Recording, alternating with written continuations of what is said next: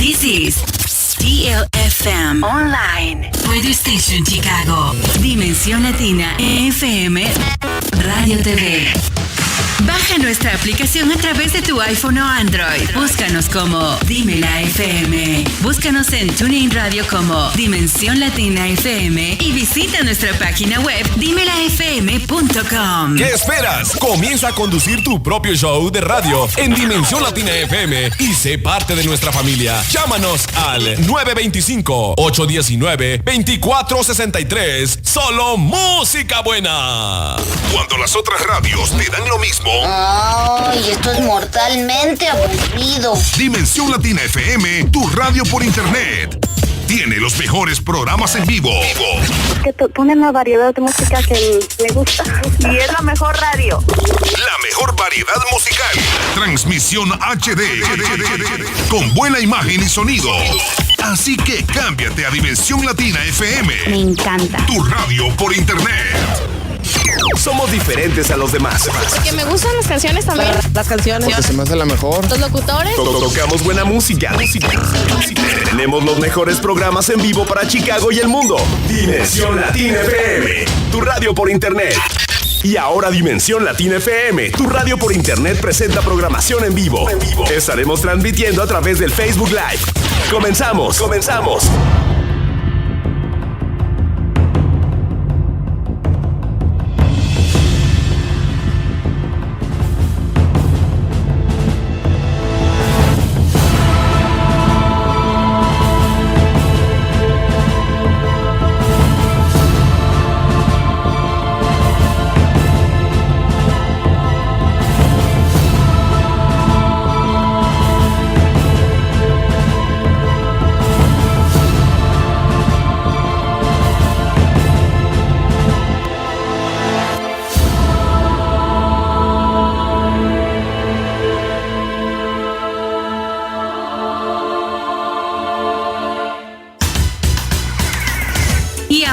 Dimensión Latina FM, tu radio por internet presenta Alas de Amor. Un programa con enfoque en los niños y jóvenes para la salud y bienestar de ellos y sus familias. Conducido por ELSA PRADO. Bienvenidos.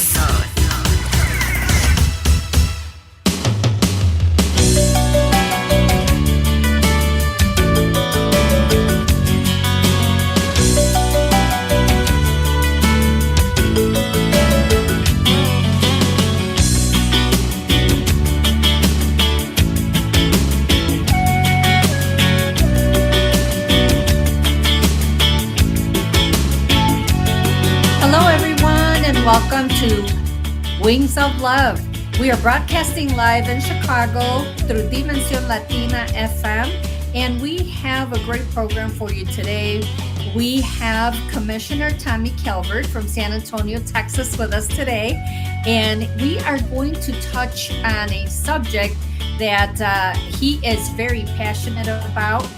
He has worked in helping people escape slavery.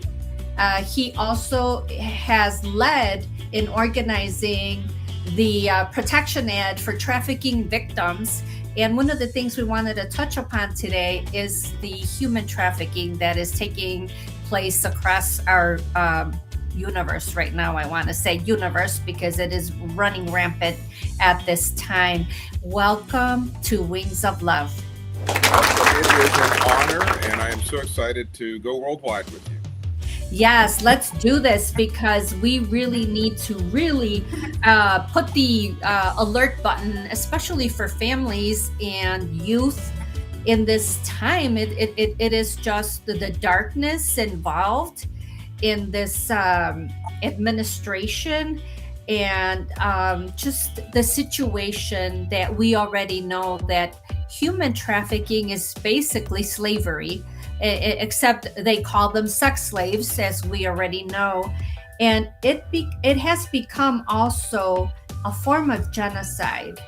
And it's very detrimental to society, to our families, and to all the youth right now. Please tell us a little bit about the work that you're doing currently, because I know you're very close to that detention center in Texas as far as the things that are transpiring at that detention center. Tell us about it. I know that there's horror stories coming out of there. Well, thank you. Well, first of all, there are more people enslaved than at any other time in human history as we sit here in comfort and freedom watching this. And many of us would raise our hands if we were asked how many of us would help free somebody if we had the opportunity to be an abolitionist back in the 1800s when that movement was rising in America. But there's just as much opportunity for people to become involved today. The human trafficking around the world takes a lot of different forms. It takes the form of chattel slavery, like the kind that my ancestors went through here in the United States, where people are bought and sold and handed down as property from generation to generation. It happens in places like Sudan and Mauritania. It happens is sex trafficking, as you mentioned, which is forced commercial sexual exploitation of women, children, men, in places like Thailand, where the brothels are part of a huge sex tourism trade that happens in some of these countries, including the United States. It happens in its biggest forms in places like India, Pakistan, Bangladesh, and Nepal, in the form of debt bondage, where, let's say I'm a brick maker, and I have a brick factory owner who says, "Hey, Tommy, you and your family, you come work for me. Pack up your things. I'll give you a house. I'll feed you. I'll give you supplies." But when I look at my pay at the end of the month, I notice the boss man has charged me interest, 60% or more, for that housing, for that food, and for those supplies to make the bricks, such that I can't pay that debt off ever. I am in bondage to work from sunup to sundown for that brick factory maker. And many times it's 2 and 3 generations before they're actually able to get out of those situations in the caste systems in places like India. Right. And so it takes place in forced domestic work in the United States, for example. People, I had in Boston, where the American Anti-Slavery Group, the organization I used to head, was based. I got a tip from a woman, Osnat Levy.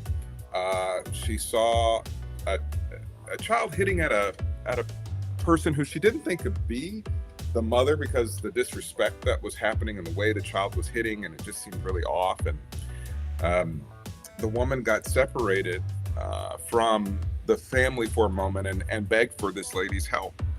And we had to go and do a rescue and figure out how to get her out of there. Happened right before the 4th of July, actually, probably around 2003, that I worked on that case and many others in the United States. So she had been trafficked here by an Amani family and exploited, her documents taken, was not able to really reach any of her family or anyone to tell what the horror, except this person in the park, which was amazing that they called my office and asked for help. But we look at the presidency that we have today, right? Yes, and it's we scary. see Yes. we see the exploitation of children all over the Epstein files. We see NPR reporting an allegation of a girl, I think at least 14 years old, who testified before the FBI on 4 occasions. They interviewed her 4 separate times.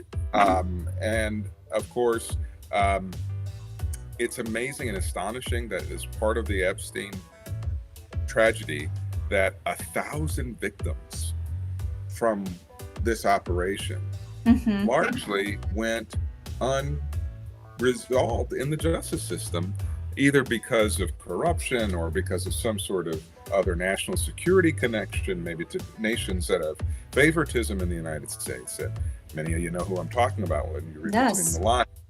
And so it's astonishing that this is happening next door. It's happening in broad daylight and in dark places as well. And we have seen a president that literally dismantled the State Department's Department for Trafficking. Now, what does that tell you? The fact that there has speaks not volumes. been, it speaks 100,000 words that they don't want the documentation of trafficking around the world, let alone the United States. The Trafficking Persons Report hasn't been published, I don't think, since 2024. And that was when Biden was there. So we are in a state where, of our country really potentially being in the hands of a trafficker, in the hands of someone who trafficked potentially many children. And I helped write the law for decades.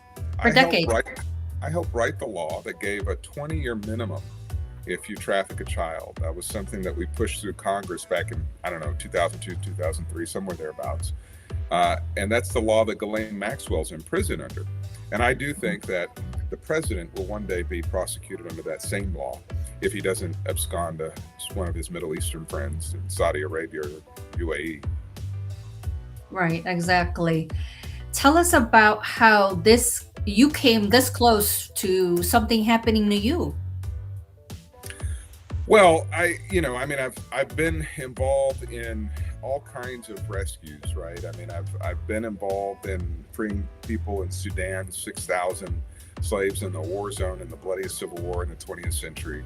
I have helped victims in New York covertly, where I had to pretend like I was. We had to get victims into a safe house, and their parents may have been part of the problem. They may have been selling their children.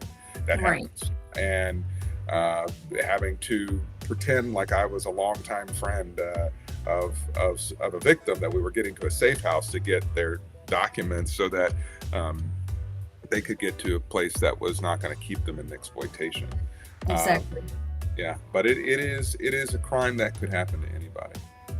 And I think that's why I want to make it a point that it happens almost like inconspicuously, like you don't even know that they're targeting you while this is all taking place, because I've been researching this, and it seems like even a lot of the youth that experience this don't even know that it's happening until it's almost like too late.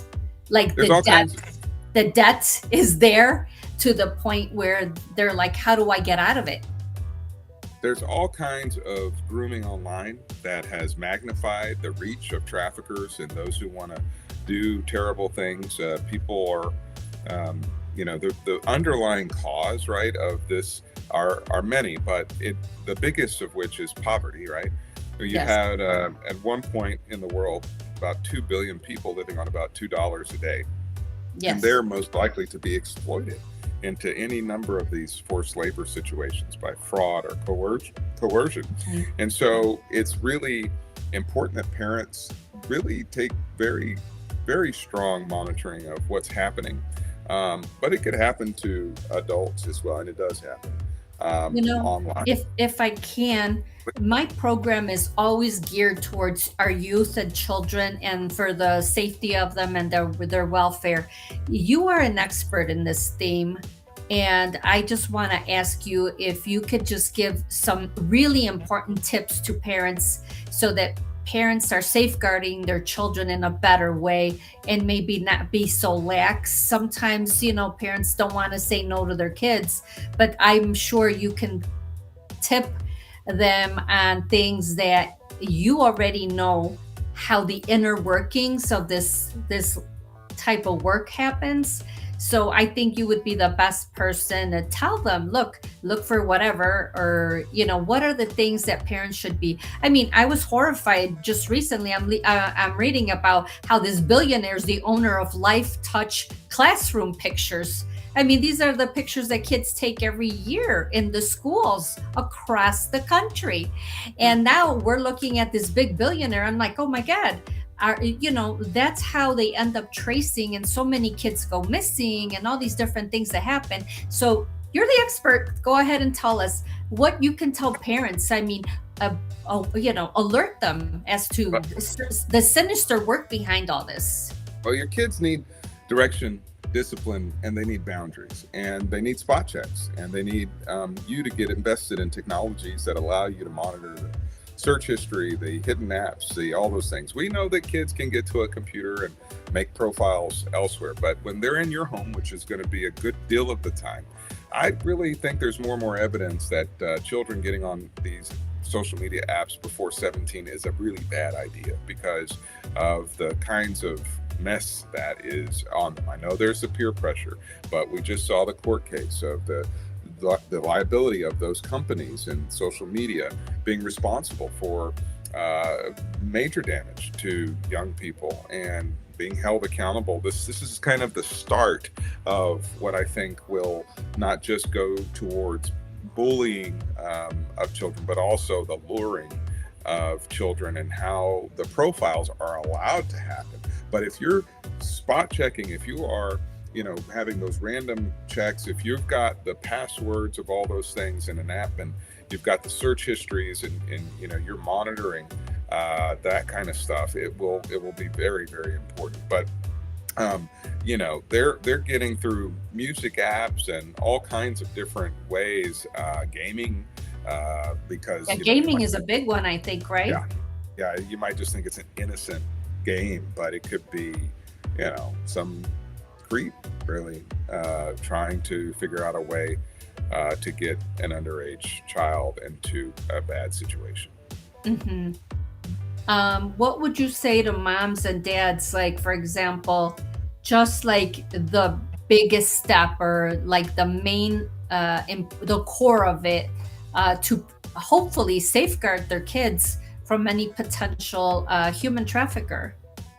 Yeah, I mean, I think that it's always good to really have a conversation with your child about, what are your favorite, why do you want to, what is it that you're looking to research and go after? I mean, it's good to kind of get a high level of that. What are you going to set up profiles for, or have a rule that they have to check in with you before they set up any kind of login profile for various apps, because you could have a lot of not only exploiters but malicious hackers, and then they are able to get in to your communications on your devices. So have a really honest conversation. Do your homework on the latest in terms of what the Snapchat becomes old, but something else becomes new. You got to stay up to date. Definitely. So you are hopefully taking notes, and I hope our audience is clearly taking this information very seriously, because at this point, we're looking at a situation where now we have, I understand this is the biggest moneymaker. Human trafficking across the globe is the largest moneymaker, and this is why we have these oligarchs chasing after all these children. And second biggest source of revenue for organized crime and terrorist networks, and it makes sense because if you think about it, if you're trafficking arms, you're selling a weapon or gun, a missile, whatever it is, and that's a one-time sell. You're selling drugs, it's a one-time sell. But a human being you can exploit over and over again so that their profit margin is as high as 800%. Let's not even talk about the gruesome fact of organ trafficking, right? Like the people being trafficked because of their body parts and just killed, right? Just horrible things. Definitely. But the other thing that we need to point out is how a lot of this right now with the attacks on the immigrants, this is for trafficking people as well. Why do you want to have people in detention centers? What is the point? Yeah, what I'm saying? When you have a president who has been alleged to traffic and have a lot of friends who were at those parties where trafficking occurred, and you begin to hear the stories of pregnant teenagers in places, of guards raping and doing other horrible things and not reporting to the sheriff's department for prosecution, or the local authorities or federal authorities for further prosecution, and knowing that there are people who have disappeared. Of course, the people who are missing are often the missing and exploited, and they go around, wherever the dark organized crime networks may want them. And so there is a very dark cloud across our country, and it is pure evil. The white supremacy. We hear the rumors that some people want slavery back within the party. I mean, I've heard, yeah. They are pushing the envelope to those ends, and they're potentially having people in forced slavery. We don't fully know the extent of crimes that the Trump administration may have committed from these detention centers. We are fighting in my city all kinds of exploitation. It starts with the fact that they use the Navy, which we don't want. We know that dictators, and the reason these are important things to follow, because it does go into trafficking. I'll give you a for example. When I went in covertly in Thailand and Burma, one of the things I documented was how the military forced the people of Burma to build oil pipelines for the oil company at machine gun point, right? So when Hitler used his military to do the gas at concentration camps and the horrible things he did, we have a rule, a principle, it's Latin, pax comitatus, that the military is not really supposed to operate within the continental United States. That's why we have National Guard. Military is supposed to really operate outside of the United States to protect the homeland, okay? So anytime you begin to use the military contracts to get them into domestic detention, where your political enemies could be put into these things, where people could be put into labor camps, where people could be, harvested, literally raped and harvested in these places for just the most sick reasons, right? So, Hitler was sick. Trump is sick. These people are absolutely sick. So we have been looking to DC and other national organizations to help us make sure that our military, where Congress had no intention that the military would be involved in long-term domestic cases, are not exploited. And frankly, these warehouses aren't built for the amount of people.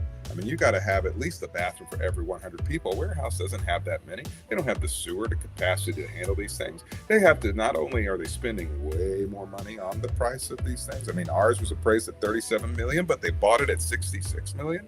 Oh, wow. Then they have to find the money to renovate it.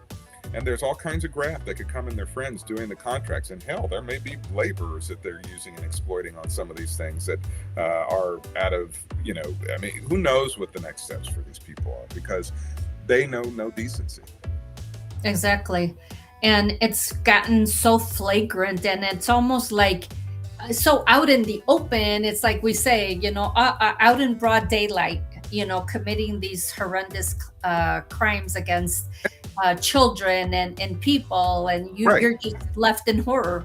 Well, and they are pardoning people who have raped, pardoning people who have exploited the work of other people, didn't pay the employees of other people, who have been a part of corrupt rings, syndicates, and so on and so forth. They're pardoning those people. So they're sending every person a message that if you come on the dark side, you will be able to just have complete reign and do whatever you want to whoever you want. Go ahead, because that's who we are. I mean, that's the signal, isn't it? It's very sick. Very, very sick. And I just also think about all the kids that are growing up right now, the message it's sending the youth, the message it's sending all of these young people, like, how is it going to affect them, psychologically? How will this perturb them? Well, I mean, I thank God that for many youth, 5-year-old has more common sense than some of the cult that votes for these fools. So you've seen a 24-point shift in polling of youth. Youth, unfortunately, were part of the college age youth, right? Of his coalition to win, but that has swung, like 24 points in the other direction. I think it'll continue to swing in that direction because they know better. I mean, their sense of grounding. Now, we definitely have too many youth who are involved in hate and the very just evil things that we've caught in some of these chat groups from the Republican Party youth groups. Mm-hmm. But that's not really the majority, and we're seeing that in polling data that they're actually helping a lot of these special elections, and that's why they're trying hard not to have free elections. No, I do realize the impact that has right now, especially on our youth. I can only imagine how conflicted our youth are about voting and going out to the polls, because everything is just a mess. Like, well, what it is an opportunity to say you've got to pay as much attention to your politicians as you do your football and basketball players. Exactly. And, if you can spout off stats about how many, rebounds and how many catches and all this kind of stuff, then you need to be able to spout out about who is going for laws that will traffic you and let these people off, or who is going to cut your college loans and not make it available for you to go to graduate school because they're putting a cap on the college loan amount, or who is destroying your air that you want to breathe clean and things like that. I think it's a wake-up call that we were bamboozled. A lot of people who were working class and poor, they believed that because he was a business person, the economy would be better and things would be better. But if we had looked at the track record of 7 bankruptcies and destroying the economics of everything, I mean, he would have been richer if he had just sat on his money. He's poor because he wasted and destroyed, numerous businesses. They were not successes. So, if people put out a bumper sticker on the gas tank saying, with Kamala's face on it, like, I told you so, Exactly. A lot of this was said, but people were not paying enough attention, and politics absolutely will impact you. Your gas prices, the safety of your schools for your kids, your safety, everything. And it just feels right now that the general environment right now is just so fragile, in the sense that, I mean, there's so many things at stake at this point, and it seems like there's nothing to neutralize.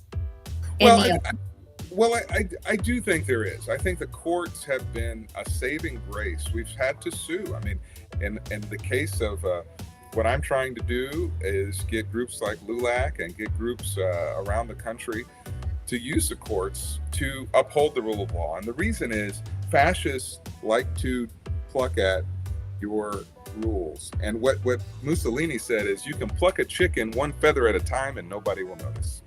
Mm-hmm. And True. They are trying to get at, the rules against the Navy get involved in buying these things. They're trying not to do it with appraisals.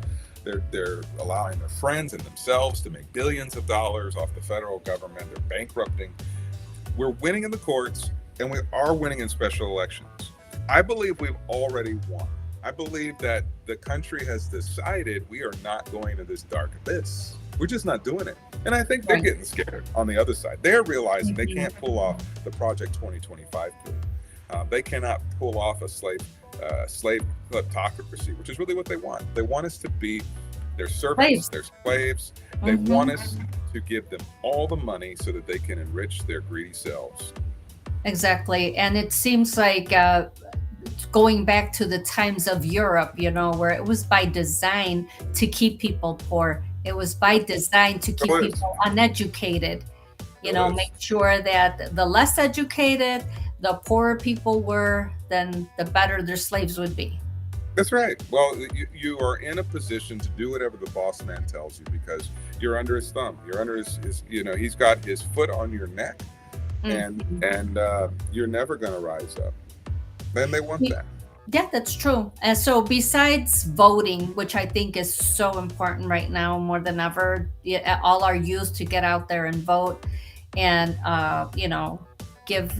have a voice in this election, upcoming election, I think is so crucial. What else would you suggest that people do? Like, what can the average person do that you know would be effective? Well, we are calling for folks to monitor the elections. I mean, there's an opportunity for you to be an election monitor, video document. Look at what they did Minnesota when they were under siege.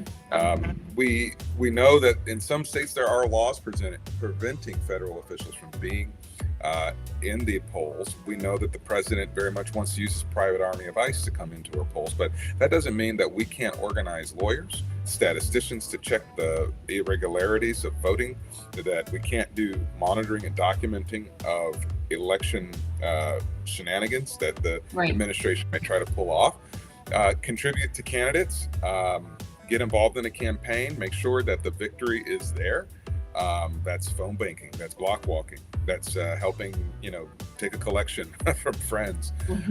And the most important thing is letting your light shine right now, because times financially are going to be really tough.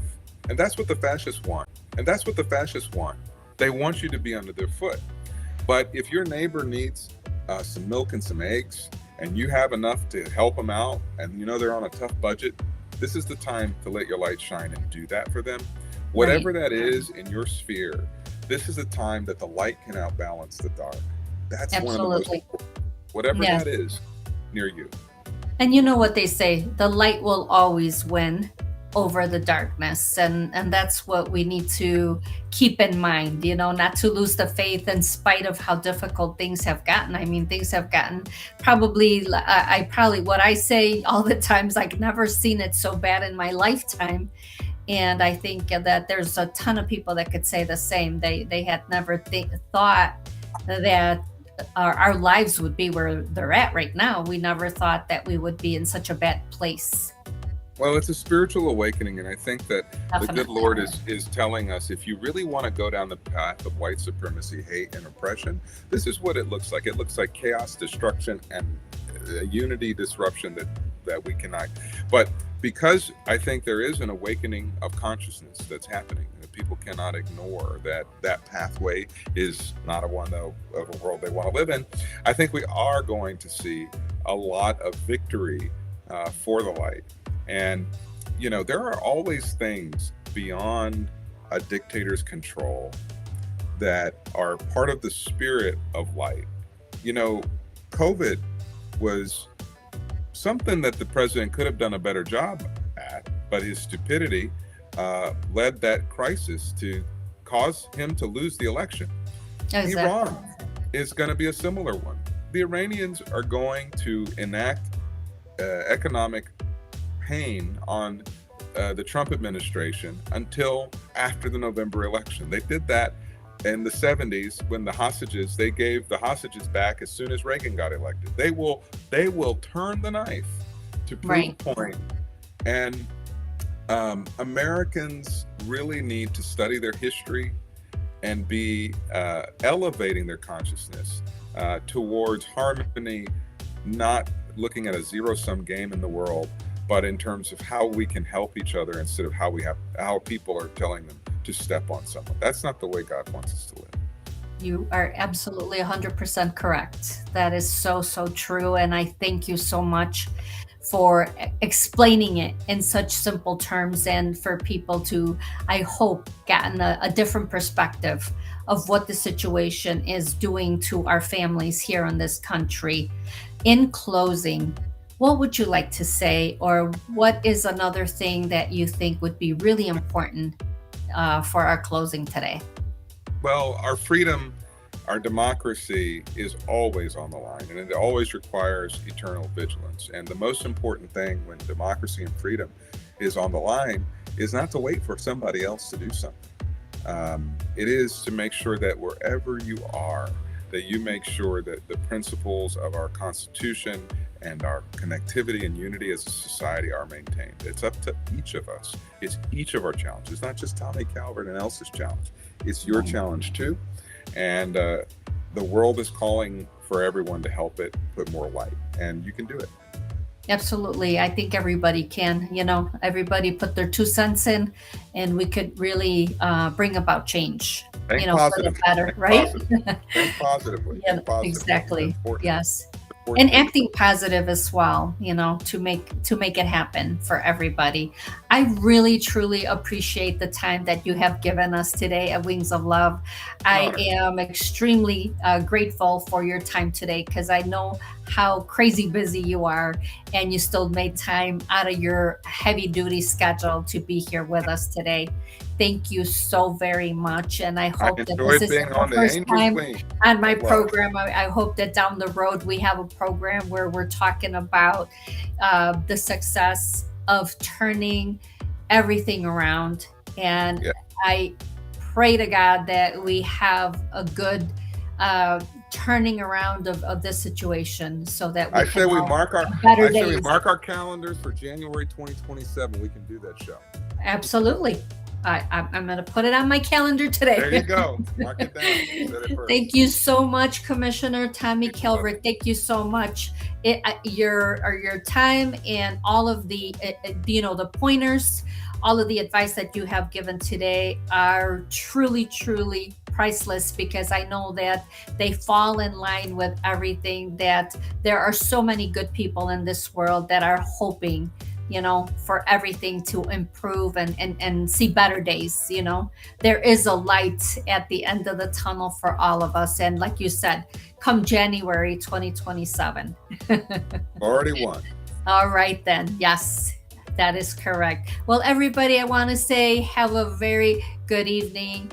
Until next time, thank you so much again, Commissioner Tommy Calvert from San Antonio, Texas today. Thank you. We've been broadcasting live through Dimensión Latina and in Chicago, and we hope you tune in next time. Till next time, blessings, everybody. Bye-bye.